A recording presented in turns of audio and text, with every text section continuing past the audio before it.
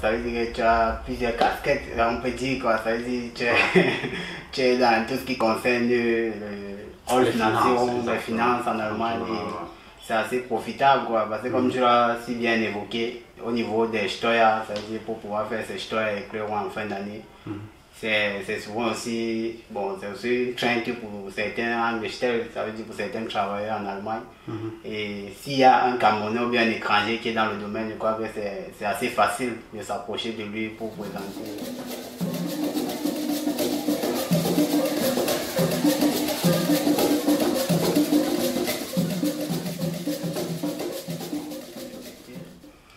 Bonjour ou bonsoir en fonction de l'heure à laquelle tu écoutes cette vidéo. Et moi c'est Franck d'Imo Investor en Allemagne et aujourd'hui j'ai le plaisir d'accueillir Tony Chakunte pour une première sur la chaîne et qui est un homme à multiples casquettes ici en Allemagne pour ceux qui ne le connaissent pas encore. Dans le Baden-Württemberg il est assez connu donc c'est l'occasion pour nous de l'avoir et une fierté aussi de l'avoir pour échanger avec lui sur les Steuer en Allemagne et sur les Steuer pour le capital Anlage. Quels sont les profits que vous pouvez avoir dans ce sens-là. Alors Tony, bienvenue sur la chaîne. Bonsoir Franck. Donc, je vais d'abord commencer à te demander de te présenter, donc donner tes multiples casquettes. Parce que pour ceux qui ne te connaissent pas, ça serait un plaisir pour eux aussi. Très volontiers. Donc, le nom c'est Tony Chakunte, comme Franck l'a si bien dit. Je suis Allfinanzberater et j'ai une agence de la Deutsche Vermögensberatung à Karlsruhe depuis 14 ans maintenant. Donc le concept c'est Allfinanzberatung, donc tu as un seul partenaire pour toutes les questions financières. Ça peut être tout ce qui est bank investment, donc de la simple ouverture d'un compte en passant par les fonds d'investissement en passant par un ganz normal Ratenkredit jusqu'au financement d'un immobilier par exemple. Donc tout ce qui est aussi épargne, logement, ça peut être ici en Allemagne comme ça peut être au pays. Au pays nous travaillons en partenariat avec le Crédit Foncier. Et donc on aide le client, s'il a une œuvre immobilière qu'il aimerait réaliser au pays, à obtenir un crédit via le Crédit Foncier qui est comme une bauche par casse, donc ils sont là pour promouvoir l'immobilier. Donc les taux d'intérêt sont quand même assez attractifs pour le pays, disons. Nous faisons donc tout ce qui est aussi assurance, donc vraiment tous les types d'assurance dont vous pouvez vous imaginer, Haftpflicht, Hausrat, assurance de la voiture, assurance, rapatriement de corps, qui est un grand thème chez nous dans la communauté. Et Rechtsschutz, vraiment tous les types d'assurance, Wohngebäudeversicherung, Kfz-Versicherung, quoi. Et pour clôturer le tout, nous faisons tout ce qui est Behörde, c'est là que tombe la déclaration d'impôt et toutes les subventions de l'État. Donc mon rôle c'est accompagner aussi le client en fonction de sa situation, de son statut, pour qu'il puisse récupérer tout ce qui lui revient de droit, quoi. Et faire valoir naturellement tout ce qui est aussi possible de faire valoir, quoi. Ouais. Donc c'est ça déjà pour ce que je fais, mes prestations, quoi. Donc je mets vraiment l'accent, j'avoue, sur mon boulot, sur tout ce qui est impôt, parce que c'est la position vraiment que quand tu as payé, à la fin de l'année, tu fais la déclaration d'impôt, on t'envoie le Steuerbéscheid et l'argent l'évêque si tu ne t'es pas battu pour récupérer un maximum. Donc on a beaucoup de types qu'on donne aux clients, comment apprêter ça au courant de l'année, quoi. Et je trouve ça vachement intéressant. Oh ouais, ça veut dire que tu as plusieurs casquettes, on peut dire quoi, ça veut dire que tu es dans tout ce qui concerne les finances en Allemagne et c'est assez profitable quoi, parce que comme tu l'as si bien évoqué, au niveau des Steuer, ça veut dire pour pouvoir faire ces Steuer éclairants en fin d'année, c'est souvent aussi, bon, c'est aussi une crainte pour certains Angestellte, ça veut dire pour certains travailleurs en Allemagne. Et s'il y a un Camerounais ou bien un étranger qui est dans le domaine, je crois que c'est assez facile de s'approcher de lui pour présenter, pour pouvoir avoir maintenant assez de gains et tirer profit au niveau du financement pour pouvoir avoir ces Steuer. Donc vraiment récupérer tout ce qui est possible de récupérer en fonction de sa situation, en fonction de sa façon de vivre, quoi. Oui, c'est ça qui est très déterminant. Ah ok, intéressant. Ok, donc aujourd'hui on va parler alors du vif.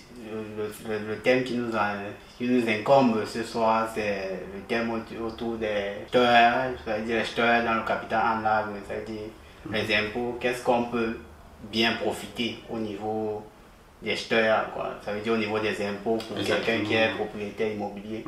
Surtout l'immobilier locatif, parce qu'il faut bien le préciser aussi. Parce qu'il y a deux différences, l'immobilier locatif et là où on vit, quoi, résidence principale. Exactement, ouais. Good, je trouve ça très très intéressant de toute façon parce que celui qui décide déjà, par exemple, d'investir dans la direction capital, là, comme on dit, bon, l'immobilier locatif, euh, a déjà choisi une très bonne forme d'investissement par rapport à toutes les autres formes qui sont, par exemple, investir dans les actions ou bien investir dans un living physician ou bien investir dans toute autre forme d'investissement parce que je suis de l'avis que toutes les autres formes d'investissement demandent quand même beaucoup de capitaux à la base, quoi. Donc, si tu te dis, j'aimerais avoir 10 000 euros, par exemple, dans, je dis n'importe quoi, 5 ans, la somme que tu es déjà en train de mettre à l'intérieur tous les mois est quand même assez consistante. Alors que quand tu décides de dire, j'aimerais investir dans le capital en lag, tu n'as généralement pas besoin d'avoir un apport personnel parce que tu peux venir, si tu as une bonne crédibilité, tu te laisses financer complètement. Donc, que ce soit le prix, que ce soit le prix pour acheter l'appartement, par exemple, et que ce soit les living costs. Donc, la banque, en fonction de ta crédibilité, peut décider de te financer tout ça. Donc, tu vois que tu ne vends vraiment que ta crédibilité, le fait que tu as de bons revenus, et que tu as une chauffeur qui est propre. Naturellement, il y a des critères bien précis. Il y a des trucs comme par exemple tout ce qui est rating crédit que les banques n'aiment pas parce que c'est très négatif quand tu décides d'aller dans la direction capital en lag. Mais au moins, je dirais que le capital en lag, c'est la seule forme en Allemagne ou bien partout dans le monde où tu n'as pas besoin toi-même à la base d'un gros capital pour commencer à te forger une certaine fortune, quoi. Et tu peux commencer tout lentement parce que comme on dit, ce n'est pas un seul volume qui va te permettre d'atteindre la liberté financière, sinon que tu vas commencer petit à petit. Donc au fil des années, tu veilles seulement à garder toujours une crédibilité positive et tu peux acquérir pratiquement un volume chaque année. Ou même dans le best case, même 2 volumes déjà dès la première année et puis tu continues lentement. Mais je dirais de commencer tout doucement pour se familiariser déjà avec la chose parce que ça incombe plein de choses au niveau même de la gérance. C'est vrai que de nos jours, il y a beaucoup de films qui sont déjà spécialisés. Films par exemple avec lesquels nous aussi nous travaillons, que ce soit Franck ou que ce soit moi-même, qui généralement te prennent déjà beaucoup de boulot. Ils te donnent un concept fini où tu n'apportes vraiment que ta crédibilité. Eux, ils s'occupent du house survival et tout ce qui va avec, quoi. Ouais. Ah, ok. Ouais, comme tu l'as si bien évoqué, c'est clair qu'il faut commencer petit et se familiariser avec le truc parce que c'est des gros capitaux et on veut bien savoir parce que bon, c'est la question que plusieurs se posent. Ça veut dire, qu'est-ce qu'on gagne au niveau des acheteurs maintenant ayant quoi dire un bien locatif? Exactement, donc le bien locatif déjà on le fait pour 2 raisons comme tu dis, c'est parce que tu te dis c'est la façon pour moi de me forger un capital sans avoir trop investi à l'intérieur et de 2 tout en profitant des avantages fiscaux, quoi. Parce que contrairement à la maison que tu achètes pour vivre et dans laquelle tu vis, quand tu achètes un bien immobilier que tu mets en location, tu bénéficies de certains avantages fiscaux, c'est-à-dire tout ce que tu as comme dépense qui a trait à ce volume-là qui est en location, tu peux faire valoir ça dans ta déclaration d'impôt. Donc, le thème, c'est tout simplement ce qu'on appelle générer les frais de trade. Je prends un exemple simple. Si tu as montré que les rentrées que tu as eues par rapport à la maison sont inférieures aux sorties que tu as par exemple de 1 000 euros, bah, un acheteur de 20% par exemple, ça voudra dire que l'État va te remettre à la fin de l'année, quand tu vas faire ça dans ta déclaration, 20% des 1 000 euros que tu as fait comme perte. Donc, ça voudra dire dans ce cas-ci 200 euros. Donc, imagine, tu te retrouves avec 5 volumes, ça devient vachement intéressant, quoi. Donc, c'est ça en fait le thème. Générer les frais de trade et se forger un capital qui, après 10 ans, est steuerfrei. Parce que quand tu as ton appartement que tu as acheté, tu as mis à location, si tu l'as gardé 10 ans, tu vois l'appartement a pris en valeur et si tu décides de le revendre, tout ce que tu gagnes là-dessus, ce gain-là est steuerfrei, donc tu n'as pas à payer d'impôt là-dessus. Et je trouve ça vachement intéressant. C'est quelque chose avec je trouve que c'est un bon investissement qui à la fin se retrouvent être steuerfrei, exemptés d'impôts. La majorité, toutes les autres formes d'investissement que tu feras ici en Allemagne, que ce soit au niveau des actions, que ce soit peut-être même un simple Lebensversicherung, tu dois toujours payer les impôts dessus au moment où on te salaire. Donc, profitez de cette chose-là encore le plus rapidement possible parce que, comme je dis, c'est la seule chose qui est encore steuerfrei en Allemagne, le capital en ligne. Ouais, comme tu l'as si bien dit, c'est le seul investissement qui présentement est encore steuerfrei, c'est-à-dire exempté d'impôts. Et maintenant, si on veut connaître, parce que bon, plusieurs se posent la question, quelles sont concrètement les choses à absetzen, comme on dit, ça veut dire à souscrire au niveau des impôts quand on a un capital en ligne.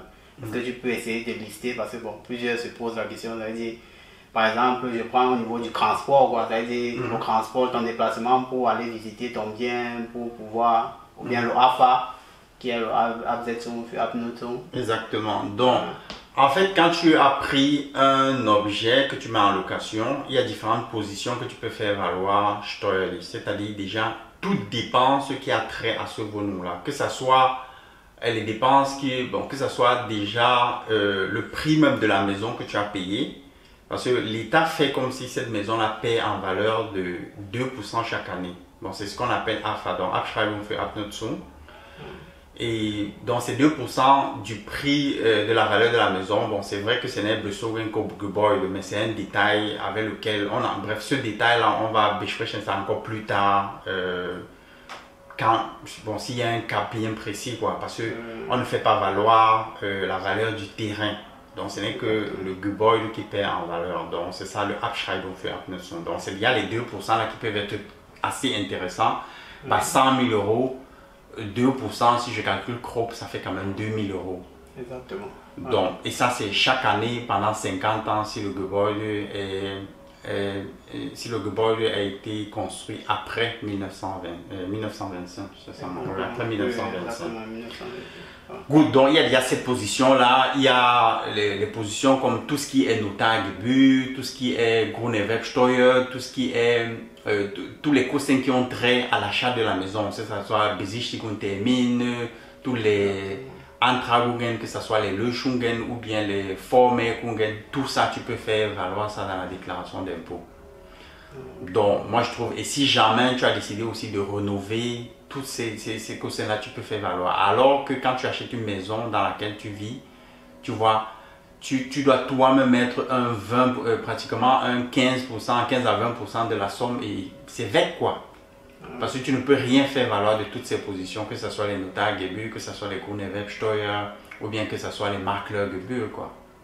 Tout ça tu fais pas valoir quoi. Donc c'est vrai déjà l'attractivité du capital largue par rapport à la maison personnelle quoi. En fait tu génères un actif. Donc, il y a beaucoup de marge et je dirais que c'est quelque chose qu'on peut besprechen vraiment en fonction des cas quoi.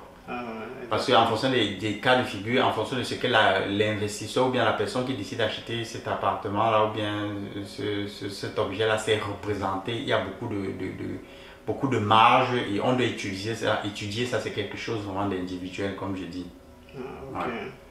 Si je peux aussi ajouter à ce que tu as dit, pour ceux-là qui veulent de manière standard, il est aussi possible, par exemple, au niveau des Handwerkerarbeit, ça veut dire l'artisan, tu peux pouvoir aussi absetzen, si dans ta maison, ça veut dire le bien locatif que tu as, tu dois faire les réparations et tout, ça veut dire que tu peux aussi absetzen au niveau de l'artisan et même des matériaux que tu as eu acheter pour pouvoir refaire par exemple ta cuisine ou bien je ne sais pas trop ce que tu veux faire dans ton bien locatif, donc tu peux aussi absetzen ça.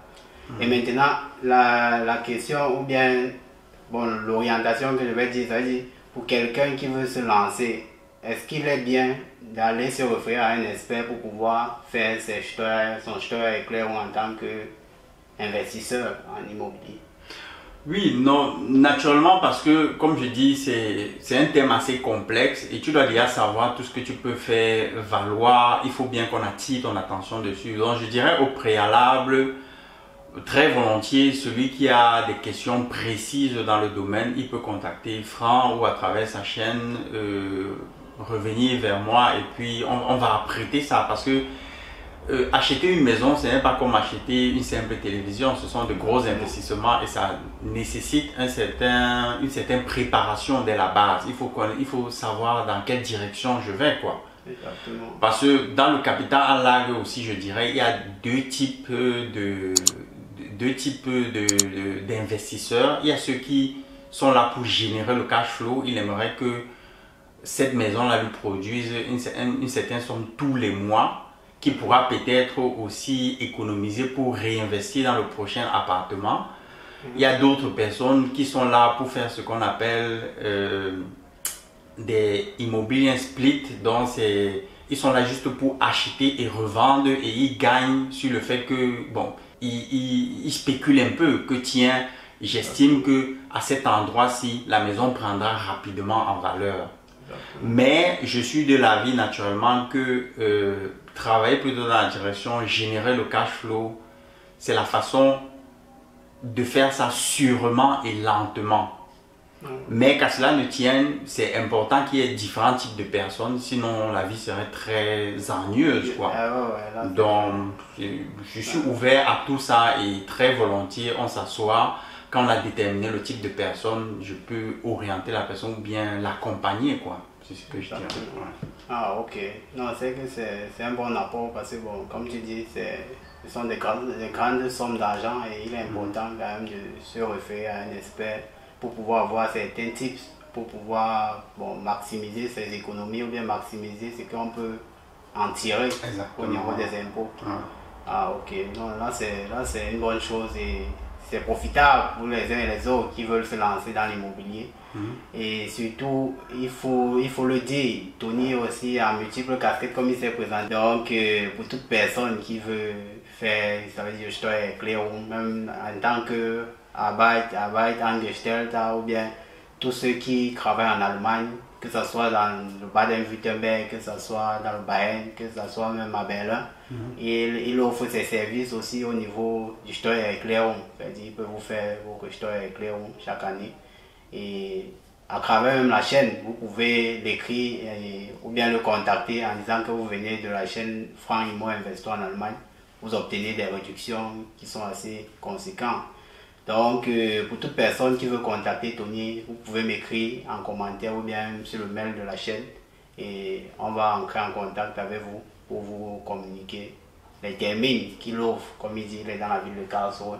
Exactement. Ouais. Donc, non, c'est très bien, Franck, que tu en parles parce que j'essaye, comme je dis, d'agir avant qu'il ne soit trop tard. Donc, c'est-à-dire, je vous aide à préparer aussi la déclaration de l'année en cours. Parce que généralement, à la fin de quand tu viens faire la déclaration, par exemple, au mois de janvier, par exemple, la déclaration de 2020, on la fera à partir du mois de janvier 2021. Si tu te manifestes directement en janvier, il est déjà un peu tard parce qu'on n'a plus assez de marge pour influencer la somme imposable sur laquelle on aura payé les impôts. Alors qu'au courant de l'année, en fonction de la façon de vivre de tout un chacun, en fonction de ses plans de vie, on peut jouer sur la somme sur laquelle il aura payé les impôts, donc la somme imposable. Et cette somme-là, c'est une somme qui est malléable. Donc, mon rôle avec le client, c'est l'aider à réduire ces sommes-là au maximum parce que plus elle est basse, plus on récupère au niveau des impôts, quoi. Voilà. Exactement.